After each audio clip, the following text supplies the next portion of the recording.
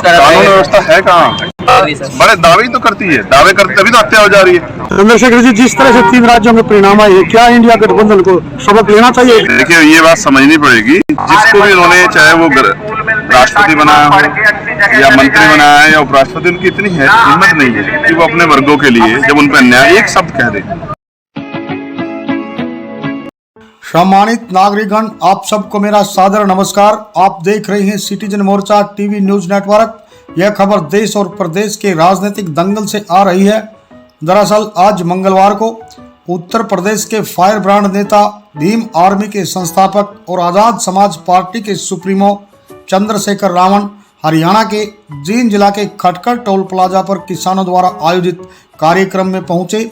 इस दौरान मंच से संबोधन में चंद्रशेखर रावण ने साफ तौर पर कहा कि वे दीन बंधु सर छोटूराम एवं बाबा साहब डॉक्टर BR अम्बेडकर के बताए रास्ते पर चलने का प्रयास कर रहे हैं। आज जरूरत है किसान, कमेरे, दलित और पिछड़े वर्गों के हितों की आवाज उठाने और देश का संविधान बचाने की। इसके लिए यह बेहद जरूरी है कि इन सब वर्गों का आपसी भाईचारा बने और जो राजनीतिक ताकतें इस भाईचारे को तोड़ने का प्रयास कर रही हैं, उनको मुंह तोड़ जवाब दिया जाना चाहिए। चंद्रशेखर रावण इसके बाद मीडिया से रूबरू हुए और अपने चिर परिचित अंदाज में कांग्रेस पार्टी को मध्य प्रदेश, राजस्थान और छत्तीसगढ़ में हुई हार से सबक लेने की नसीहत देने के साथ साथ बहुजन समाज पार्टी की सुप्रीमो कुमारी मायावती पर खुले शब्दों पर निशाना साधा। इस दौरान चंद्रशेखर रावण ने हरियाणा में विधानसभा और लोकसभा चुनाव को लेकर भी अपनी रणनीति का खुलासा किया। बिना समय गंवाए आपको सीधा दिखाते हैं चंद्रशेखर रावण की मीडिया से हुई बातचीत के कुछ प्रमुख अंश। लेकिन इससे पहले मेरा आपसे निवेदन है कि कृपया अपने इस सिटीजन मोर्चा टीवी चैनल को ज़्यादा से ज़्यादा सब्सक्राइब कीजिएगा और साथ ही खबर को लाइव व शेयर भी अवश्य करें। अब देखिए प्रेस वार्ता। राजस्थान में हम जो 2 दल मिलकर लड़े हैं, हमने लगभग 13.5 लाख वोट लिए। हमारा MLA भले ही एक जीता हो, लेकिन हम 6 से 7 सीटों पे दूसरे नंबर पर और 20 से ज़्यादा सीटों पर तीसरे नंबर। ये पहली बार हुआ है कि भाजपा कांग्रेस से अलग तीसरे मोर्चे ने इतना वोट प्राप्त किया। ये जनता का मत 13 लाख से ज़्यादा अगर पढ़े लिखे लोग, समझदार लोग, माताएं बहनें हमारे साथ हैं तो हमने विश्वास कमाया। ये हम पहला चुनाव लड़ने के लिए गए। अब धीरे धीरे जब हम अगले 5 साल मेहनत करेंगे, ये 13 लाख से 1 करोड़ 30 लाख भी होंगे। हम लोग मेहनत करेंगे, क्योंकि राजनीति में जो लोग पहले दलों से कहीं जुड़े हुए हैं वो इतनी आसान से नहीं छूटते। हमने अच्छा काम किया है, हमने लड़ाई लड़ी है, मेहनत की है, हमने आवाज़ उठाई है, सभी की आवाज़ बनने का प्रयास किया, इसलिए ये विश्वास पैदा हुआ। करोड़ों रुपए से ताकतवर है वोट। वो वोट अगर उन्होंने हमें दी तो विश्वास करके लड़ाई आगे भी हम लड़ेंगे। भले हमारे विधायक कम जीते हो, लेकिन सड़कों पर विपक्ष की भूमिका हम अदा करेंगे। जब भी सरकार को अन्याय करेगी, हम जनता की आवाज उठाएंगे और जनता के हितों के लिए जो बुनियादी मुद्दे हैं। 2024 में भी चुनाव है हरियाणा के अंदर, अकेले चुनाव लड़ोगे या किसी के समर्थन करोगे? ये पार्टी का फैसला, स्टेट की जो टीम है वो फैसला लेगी। मैं तो एक वर्कर हूँ, जो मेरे ऊपर जिम्मेदारी जाएगी मैं उसको अदा करूँगा। ये तय है कि हम यहाँ लड़ेंगे। ये बात सर, आप पे भी हमला हुआ और उसके बाद है जो सुखदेव गोगामेडी की हत्या कर दी गई, क्या कुछ कर? कानून व्यवस्था है कहाँ है कानून व्यवस्था? ये तो कानून व्यवस्था बड़े दावे तो करती है, दावे करते तभी तो हत्या हो जा रही है। ये तो ये भी नहीं पता कौन कोई सुरक्षित है नहीं, किस नेता को, किस अभिनेता को, किस सिंगर को कब गोली लग जाएगी, उसके परिवार का क्या, कोई पूछने वाला नहीं है। हम टैक्स देते हैं, सरकार की जिम्मेदारी है अंतिम व्यक्ति सुरक्षा देना, लेकिन कहाँ है? सवाल ये है कि जब सारी मशीनरी है, इंटेलिजेंस है, फिर हमले कैसे हो जा रहे हैं? मैं मानता हूँ सारे हमले सत्ता के संरक्षण में होते हैं, सत्ता के देखरेख में होते हैं। चंद्रशेखर जी, जिस तरह से 3 राज्यों के परिणाम आए, क्या इंडिया गठबंधन को सबक लेना चाहिए एकजुटता का? सबक लेते तो शायद सर आज ऐसा हल होता ही नहीं है। देखिए, ये बात समझनी पड़ेगी कि बीजेपी के जो लोग फोर्स के खिलाफ हैं, अगर वो चाहते हैं कि बीजेपी को रोकना, तो उनको दूसरे लोगों को अवसर देने पड़ेंगे। वो जनता ने उनकी सरकार देखते ही तो बदली ना भाई। इंडिया अलायंस में जो दल है उनकी सरकारें रही है ना कुछ दलों की, तो जनता ने क्यों बदला उन सरकारों? क्योंकि उनको अच्छा काम नहीं किया। तो जो लोग काम कर रहे हैं उनका अगर साथ लेके काम किया जाए तो शायद बेहतर परिणाम है। लेकिन आजाद समाज पार्टी अपने दम पे मेहनत कर रही है। भीम आर्मी ने संघर्ष किया, उसका परिणाम हमें हरियाणा लड़ना है, विधानसभा में लड़ना, लोकसभा में लड़ना। हम लोग मेहनत करेंगे, हमारा संगठन है यहाँ, अब उसमें हम तेजी से काम करेंगे। बाकी समय हम लोग हरियाणा में देंगे पार्लियामेंट के साथ साथ, और मुझे उम्मीद है हरियाणा में अच्छे परिणाम मिलेंगे। जिस तरह से बीजेपी ने एक दलित एक जो है आदिवासी को सीएम का चेहरा बनाया है, एक राजस्थान में जो है बैकवर्ड को बनाया है, इसका असर भारत की राजनीति में क्या मानते हैं? भारत में जाति और जाति की पॉलिटिक्स बीजेपी अब कर रही है, लेकिन मैं और आप बेहतर जानते हैं कि जिसको भी उन्होंने, चाहे वो राष्ट्रपति बनाया हो या मंत्री बनाया है या उपराष्ट्रपति, उनकी इतनी हिम्मत नहीं है कि वो अपने वर्गों के लिए जब उन पर अन्याय एक शब्द कह दे। तो ऐसे मुख्यमंत्री बनने से, ऐसे राष्ट्रपति बनने से, ऐसे उपराष्ट्रपति बनने से, ऐसे गवर्नर बनने से, ऐसे मंत्री विधायक बनने से कोई फायदा नहीं है समाज को। मैं तो तब मानूं जब वो इनके वर्गों के लिए एक शब्द बोले। सरकार के तोता बन के मुख्यमंत्री और विधायक बनने से अच्छा है कि हम लोग सरकार से बाहर रह के अपनी लड़ाई जमीन पर लड़ें। पर आप कह रहे हैं कि जो बीजेपी जाति भेदभाव कर रही है, लेकिन उनका जो आरोप है जैसे इंडिया अलायंस हो गया कि जातिगत जनगणना का बात कर गए, ये जातिवाद कर रहे हैं सर। जातिगत जनगणना जातिवाद कैसे?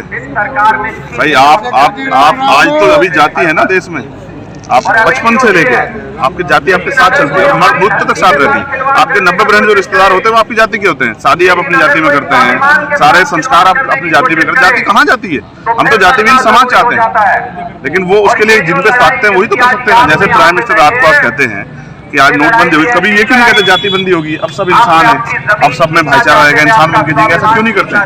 क्योंकि वो जानते हैं जब तक जाति है तभी ऊंच नीच से बनी रहेगी, तभी भेदभाव और आधारित व्यवस्था बनेगी और हम इस व्यवस्था के खिलाफ। तो सर आप बीएसपी के साथ समर्थन क्यों नहीं कर रहे? कई बार आपका सुना है सर। मैं क्या कह रहा हूँ, तुम करवा दो सर। हमारे हाथ में तुम करवा दो। तुमने सोचा कर भाई तुम लोग, मैं इंटरव्यू नहीं देना चाहता, आप लोग ले थोड़े जबरदस्ती, जब कितने गेट बंद कर मैं क्या करूँ? लेकिन आप देखो एक सवाल ही है, जब मेरे माँ बाप ने बाबा साहब अम्बेडकर के संविधान को मुझे पढ़ा लिखा तैयार कर, मेरी जिम्मेदारी है मैं साबित कर दिखाऊं, तो मैं अपनी ड्यूटी कर रहा हूँ। विचारधारा अलग है सर, ये कौन कह रहा है?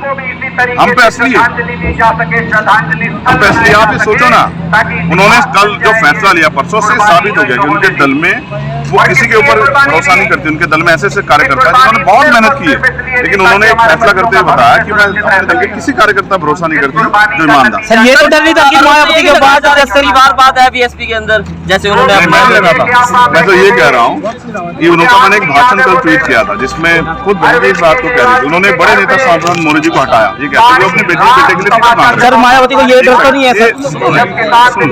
ये बात कहते उन्होंने हटाया, लेकिन सवाल ये कि आपने उस स्पीच में कहा कि मानव काशीराम साहब ने कहा कि अगर निजी निस्वार्थ भाव से सेवा करनी है राजनीति में तो अपने परिवार को दूर रखना पड़ेगा। तो आपने ऐसा क्यों किया? क्या निस्वार्थ भाव खत्म हो गया या काशीराम साहब की प्रेरणा खत्म होगी? तो बहन जी उसका जवाब देना चाहिए। तो मैं तो चाहता हूँ, देखो मुझे अच्छा उन्होंने ये भी साबित कर दिया कि वो राजनीति नहीं कर पा रही। अधिकारी बनाने का क्या मतलब है कि जब काशीराम साहब ने बनाया तो वो ऐसा है कि जैसे बीमार रहते थे। और ये भी मैं बहुत दिनों से कह रहा था कि वो नहीं कर पा रही है, इसलिए हार जा रही है और कुछ नहीं कर पा रही है। अब आजाद समाज पार्टी को मौका देना चाहिए, समाज को। समाज पार्टी में ऐसा परिवारवाद देखने को मिल सकता है। हम आज भी मान्यवर काशीराम साहब बाबा साहब अम्बेडकर की विचारधारा के साथ खड़े हैं। सर मायावती डर तो नहीं रही है कि कहीं आप आगे आए कहीं सीएम का चेहरा न बन जाए? कहाँ करने दे रहे हैं, हम उनके पीछे। अगर गठबंधन कर लिया तो जवान मायावती जी राजनीति करने में सक्षम नहीं है तो क्या चंद्रशेखर और में की जरूरत पड़ेगी? देखो आप सोचो ना, उत्तराधिकारी बनाने का क्या मतलब होता है? आप बताओ, उत्तराधिकारी कब आदमी बनाता है? जब वो इतनी हिम्मत नहीं जुटा पाता।